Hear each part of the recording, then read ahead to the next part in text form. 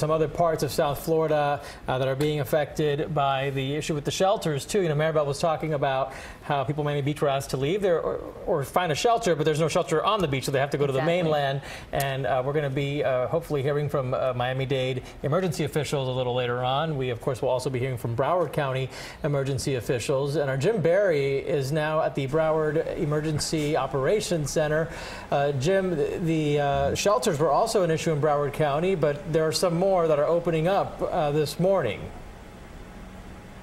Well, that is the good news, and you are right about that, Eugene. They are undergoing what I would call a shelter shuffle here in Broward, and let me explain what that means. First, as you mentioned, there are a couple of shelters that will be opening soon. In fact, one is open right now, Trade Winds at 5400 Johnson Road in Coconut Creek. That is a shelter that is open right now. Now, Coconut Palms will open at 7 a.m. this morning, just in 2.5 hours. That is in West Miramar, so that's good news that a couple of shelters are going to be online. 21 shelters all told in Broward County, and they're all just about full, and that's part of the reason that, of course, more shelter space is needed. Lakeside Elementary could be another shelter that will be added. An assessment is being done about just how suitable it can be, so that may be another shelter that could be added to the mix. And one of the reasons that there is a need for additional shelter space is because of folks who have pets. Now, here is the issue.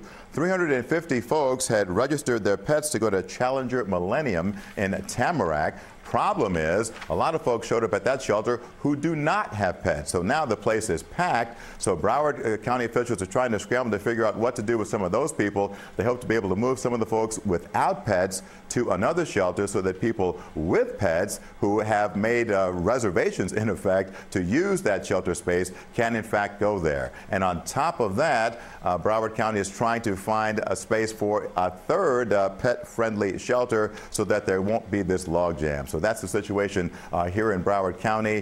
One more shelter that is going to be that is open right now. Another shelter that will be opening at 7 in the morning. Another one perhaps later in the day, and more pet-friendly shelter space also coming online in Broward County to accommodate the many folks who have pets. And of course, we've heard a lot of stories. Some of the reasons that people don't want to evacuate is because of their concerns about what are they going to do with their pets. And of course, Broward County recognizing that could be an issue, wanting to try to accommodate those many people so that they can indeed stay safe. So that's the very latest here in Broward County. We expect to have an update coming up here pretty soon. Jim, before we let you go, let's just clear up that pet shelter, pet-friendly shelter issue. And people who have pets might think, well, this is a place for only with people with pets. That's not the case. They welcome people with or without pets, and that's what caused this problem, correct? Exactly, but the problem is when people call to say, look, I've got a pet, where can I go? And they're told you can register to take you and your pet to this shelter, but people who don't have pets show up and fill up the place, and all of a sudden now you've got this issue. And so that's why they're trying to sort through this issue, and it looks like they're going to be able to figure it out. It just may take a little bit of time and a little bit of moving people from one shelter to another.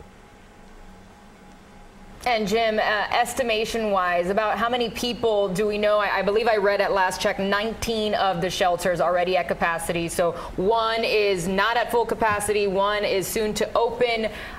Do we have a number of how many people are in the shelters at this time? At least a ballpark figure?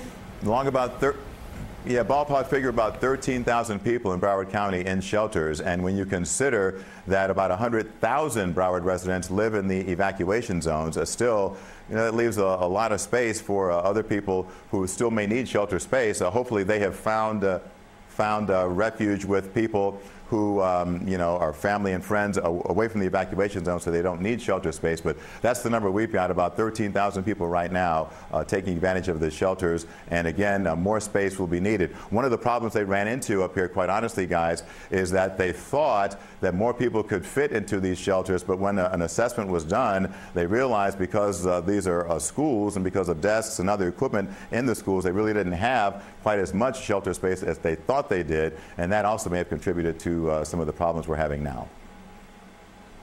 All right, Jim Barry live for us at the Broward County Emergency Operations Center. You mentioned that you're expecting an update soon, so we look forward to that, and we'll check in just a little bit.